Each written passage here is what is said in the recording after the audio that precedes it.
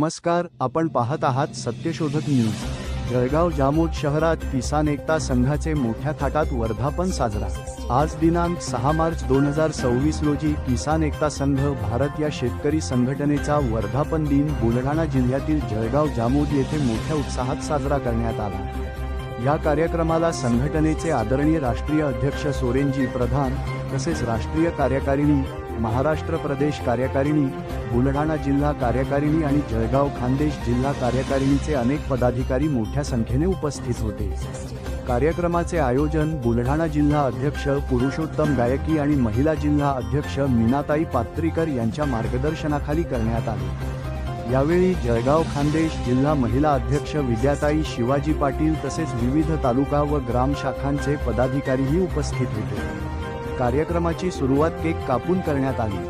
त्यानंतर शेतकरी व शेतमजुरांच्या विविध समस्या तसेच त्यांच्यावर होणारे अन्याय व अत्याचार याबाबत सविस्तर चर्चा करण्यात आली। यावेळी संघटनेचे नेतृत्व करणाऱ्या विविध शेतकऱ्यांना व पदाधिकाऱ्यांचा शाल आणि श्रीफळ देऊन सत्कार करण्यात आला।